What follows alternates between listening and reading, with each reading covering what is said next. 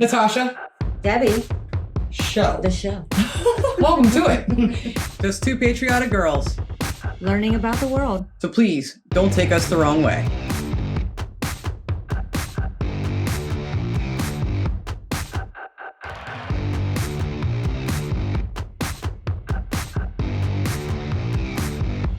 Hey. I don't know. Sorry. Welcome to the Natasha and Debbie show. We have missed you guys. More than you know.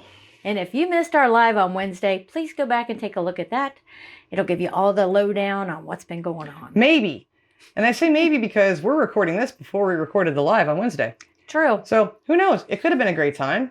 So go back and give it a watch and let us know if it was. That's fair to say. That's a weird thing to say. Debbie's right. We have missed you guys a lot. And we are back. And hopefully so are you. Otherwise, this is awkward and we're talking to ourselves. But really, we really are talking to ourselves anyway, if you think about it. True, we are, because no one else is here right now. Not right now, but we know that you're there. But we only know if you hit the like button, and we'd appreciate it if you would do that. Yes, please. That's very important to hit that like button. Helps us get out there in the algorithms and share our video with other people. Really? Yeah. Algorithms? Algorithms. See, I was waiting for her to say, and also please consider subscribing. It's free. But she didn't do it this time. I know. I'll throw you off. Yeah, you threw yourself off. Change things up. Hey guys, I'm really excited about this episode today. Debbie doesn't know really anything about this, and I really don't know much either. So this is something that actually a neighbor of ours and I were, he posted this on his Facebook, some information about some stuff. You like that? Some stuff. And I read his information, and he linked a YouTube video, which actually has only been out for a very short time. And I started to watch a couple minutes of it, and I'm like, no, I have to stop. I was intrigued in 2 minutes. Amazing. If that. I don't even know how long it was. But this sounds incredible. Do you know what the title is? The title is Science Can't Explain This Woman's Superpower. Okay. I wonder how many of you know about this lady. If you do, let us know in the comments section. So all I know is this. It's a Scottish lady. She's a nurse. And she can detect things about people, about their health, in a way that only usually dogs can do. Did you get that? I think I want to go meet her. So this is going to talk about Parkinson's disease and Alzheimer's disease and what this woman can do. Now, that hits a nerve with me because my dad died and he had Alzheimer's. And my mother lived with us and she passed away, but she had vascular dementia. So this is something that is prevalent in my genetic code, unfortunately. And for all bets are on. I'm definitely going to be on that side of things too. But this sounds like something that I think will be absolutely intriguing and fascinating and really cool for us to all learn about. Definitely. And I hope that you guys have an interest in this as well. So please, again, hit that like button, share this to your social media platforms. And without any further ado, let's see what this Scottish woman's superpower actually is. And is it real? Is it not? Yeah. We have a lot of questions, and now it's time to find out all about it. On the 19th of April 2012, stem cell biologist Thilo Kuhnaf delivered a lecture about Parkinson's disease at a conference in Edinburgh. When the talk was over, a woman at the back of the room stood up and raised her hand. Her name was Joy Milne, and she had a question, an unusual question. In fact, this question was so strange that at first Professor Kuhnaf didn't even really understand it. Joy, a nurse by profession, wanted to know if any research was being done to understand why people with Parkinson's smell different. That's where I turned it off. A loss of sense of smell is a common symptom of Parkinson's disease, and initially Kuhnaf assumed Joy was referring. Really? My brother-in-law was recently diagnosed with Parkinson's. I forgot about that till just now. And it's been a long time thing that he's never been able to smell. Right. He can't smell much. And wow. For as long as I've known him, really hasn't. I know as long as I know him, which is 21 years. Yeah. Interesting. What? Okay. I told you guys this was going to be good. What? I didn't even put that together. Common symptom of Parkinson's disease, and initially Kuhnaf assumed Joy was referring to that. But no. She wanted to know why people with Parkinson's pong. Joy's husband, Les, had Parkinson's, and she believed the disease had changed his natural aroma. According to Joy, who claimed to have a particularly sensitive nose, Her husband had always had a distinctive manly scent. But after developing Parkinson's disease, that smell had been replaced by something far less pleasant. I didn't know where this was going. Joy's question was so far out of left field that Kunov didn't really know what to do with it. But he answered as best he could. So far as he knew, people with Parkinson's didn't smell any better or worse than anyone else. That's pretty much how they left it. But Joy's strange theory stayed with Kunov in the weeks and months after the conference. She hadn't come across like some kind of crazy alternative medicine hippie. She had the matter-of-fact air of a trained medical professional, which is exactly what she was. And what really stuck with Kunov was just how convinced Joy had been that Parkinson's had changed the way her husband smelled. Interesting. And, well, what if she was right? A few months later, Kunov asked a colleague for a second opinion. That colleague was analytical chemist Perdita Baran, and while she was understandably skeptical about the idea of someone smelling Parkinson's disease, she didn't dismiss the idea completely. She knew that dogs had been trained to identify certain kinds of cancer through scent alone. And if a dog can smell cancer, why couldn't a human smell Parkinson's? Well, because dogs' noses are like 100 million times, a million times, like 100 million times more than ours. We're also dog behaviorists. If you never knew that about us. But isn't this interesting? I'm finding this fascinating. I was told this was fascinating, and I watched a minute and a half of it, and I told you, ha. Actually, there was a fairly obvious answer to that question. The average dog has a sense of smell between 100,000 and 1 million times more sensitive than a standard issue Homo sapiens. The most sensitive nose in the canine kingdom belongs to the bloodhound, a breed with a sense of smell 100 million times more sensitive than our own. That's why they're always going after people. I'm so glad I don't have a nose like that. Could you imagine how bad the world probably smells? Or how good some things smell. Some things, but I would think most would be bad. Well, okay, I'm sorry. We have a whole new setup here, and we have a new camera, so hopefully it's good and not bad. Apologies if it sucks. 100 million times more sensitive than our own. Canine and human olfactory capabilities are universes apart. But both Thilo Kunov and Perdita Baran were scientists. They knew better than to dismiss a hypothesis purely based on intuition and preconceived ideas. If they truly wanted to find out if Joy Milne could smell Parkinson's disease, well, they were going to have to test her. Between them, Kunov and Baran were able to track down Joy via the charity Parkinson's UK, and they invited her to Edinburgh University to take part in a very unusual experiment. Along with Joy, there were 12 participants. 6 people who had Parkinson's, and a control group of 6 people who didn't. Each of them was instructed to wear a clean white t-shirt for a 24-hour period. They weren't allowed to use deodorant or perfumes of any kind to ensure their clothes smelt of them and nothing else. Smart.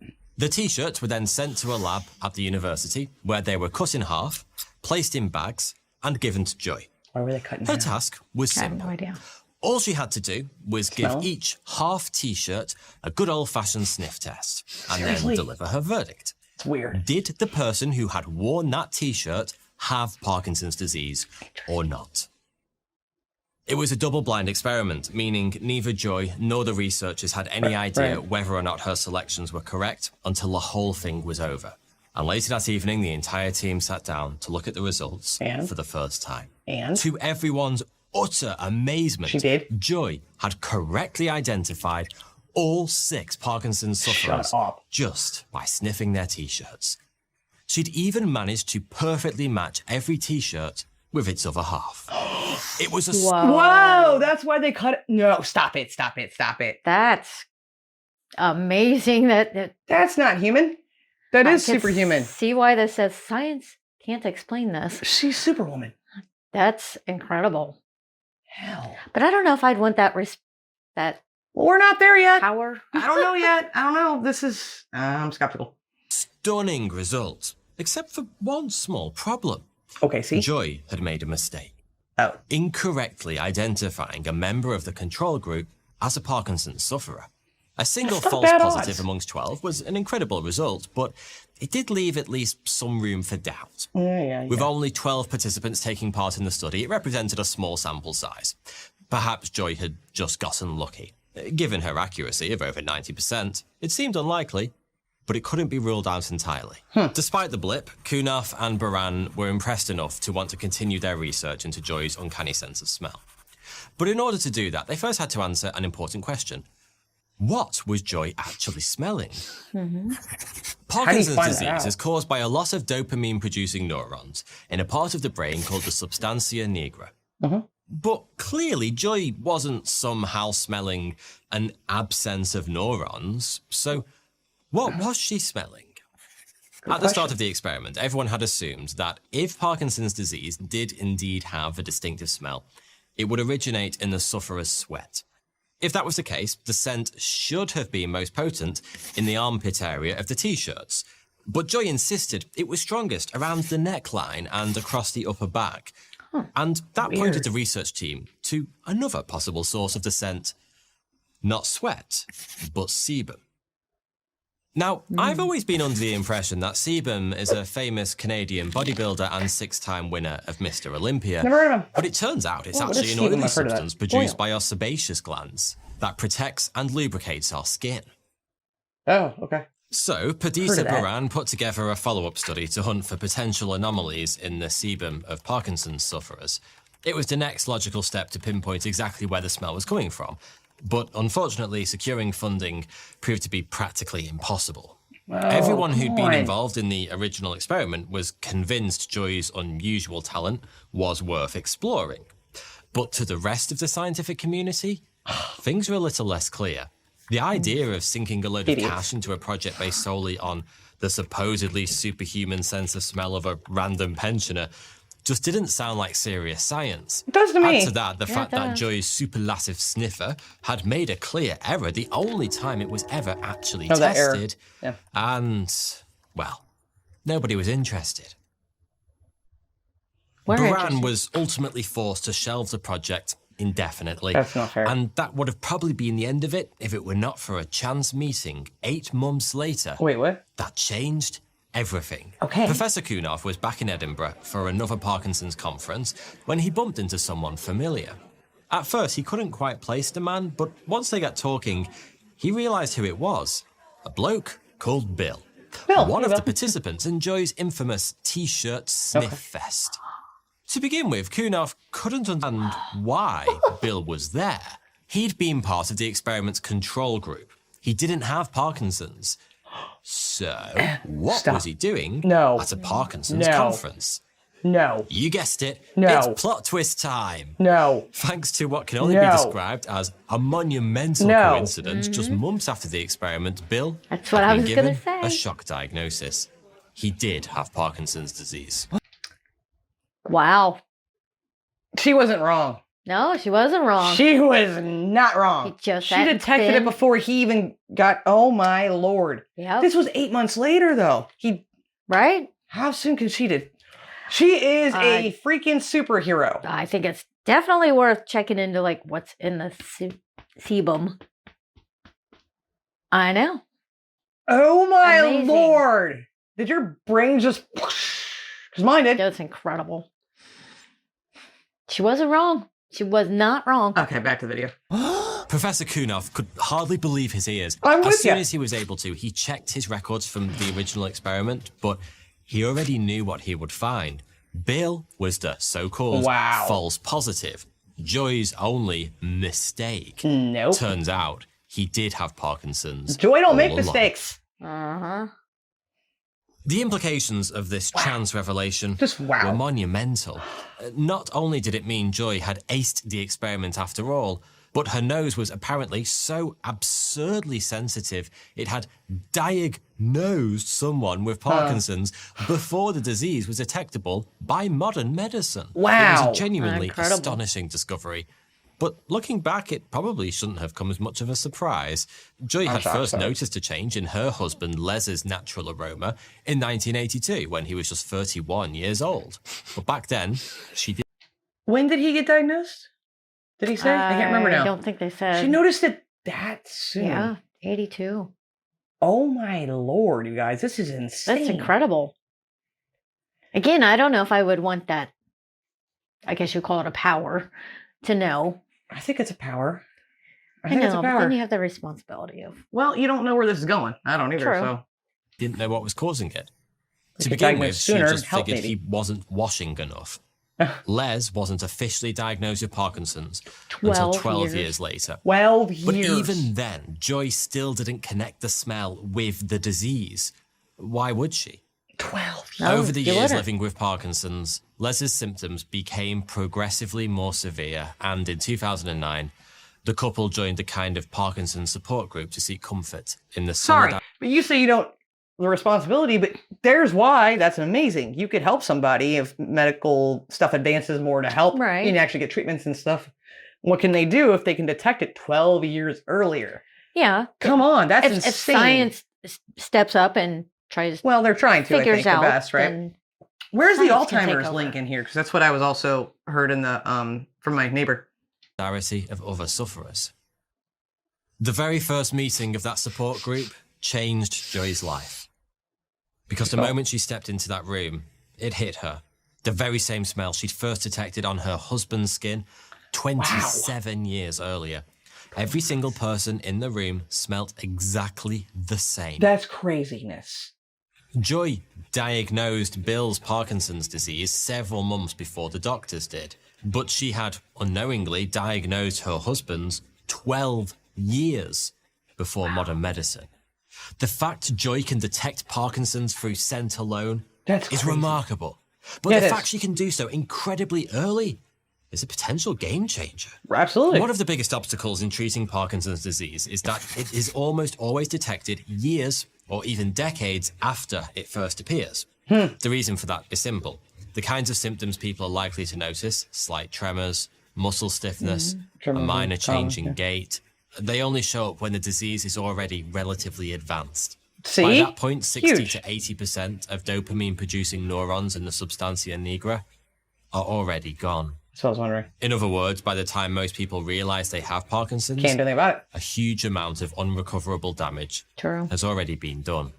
Joy's ability to detect the disease so early Couldn't had the change potential to the world. revolutionize not just the diagnosis of Parkinson's disease, but also the treatment. Wow.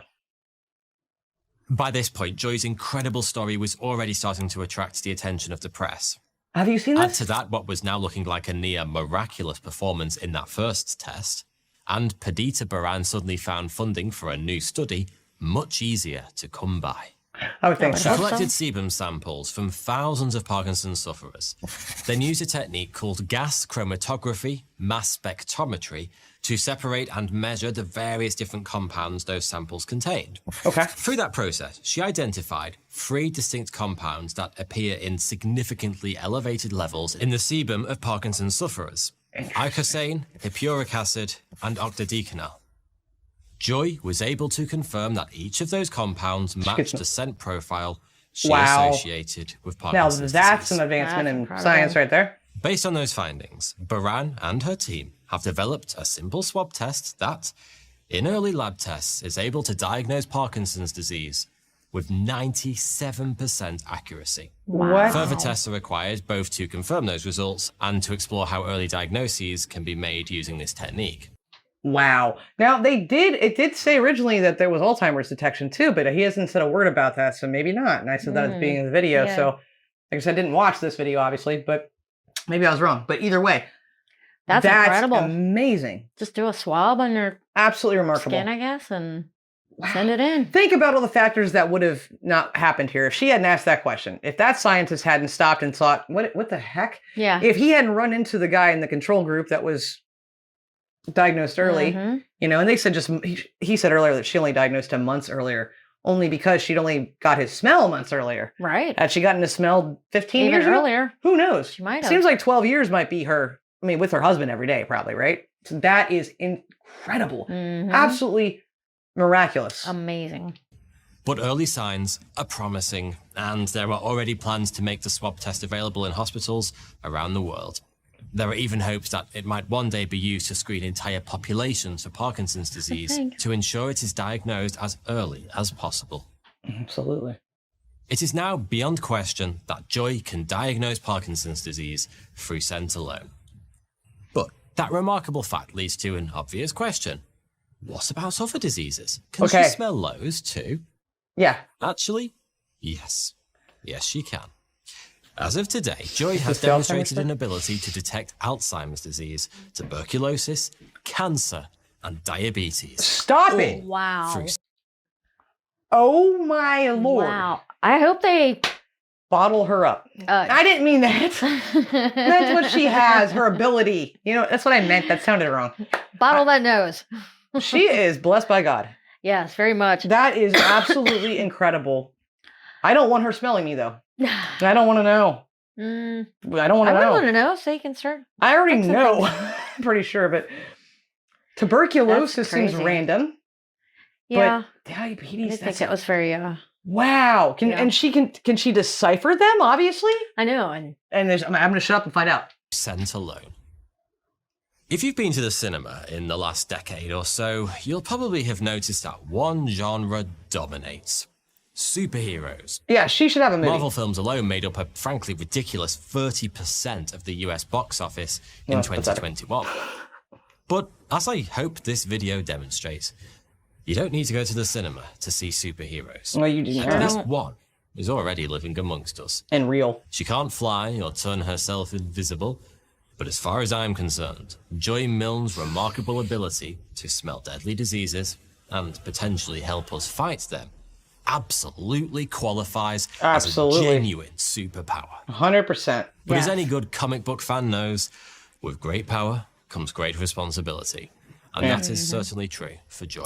These days, she is understandably quite a high-profile figure in the world of Parkinson's, and through her advocacy, she travels the world, meeting thousands of people along the way.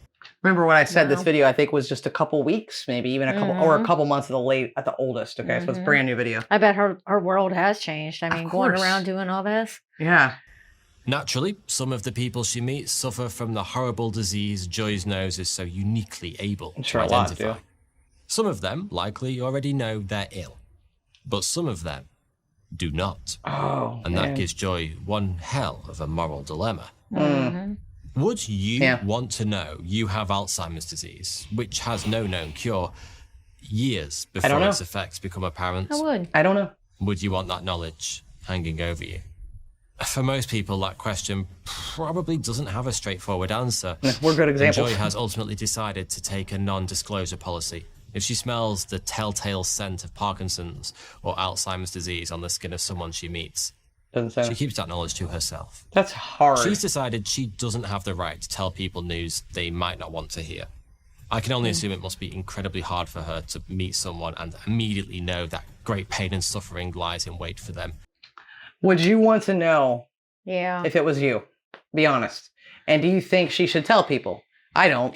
I mean, it's definitely hard. It's a fine line, right? It definitely is, because I would want to know if I have Parkinson's. What about Alzheimer's? Because you can't fix that. I would still want to know, because then I would know that my time is limited and I should get out and live my life. You know, if there's things that I want to do. And not everybody can, though. Most people still got to work, still got to pay the bills. But, it could just add more stress. I think that's why she's not telling people. It could too. And I understand the fine line. It's a debate, isn't it? Me personally, yeah, I would want to know so that I could get out there and do more. I understand that. And I think that too, but I also go back to I don't know. It would be a thing I'd have to think about. Let us in the comments your thoughts on would you want to know, and do you not agree that Joy is a freaking superhero? I think she is. Amazing. In the future. As of today, nobody knows why Joy's nose can do what it does. Oh, we don't know still. She is indisputably hyperosmic.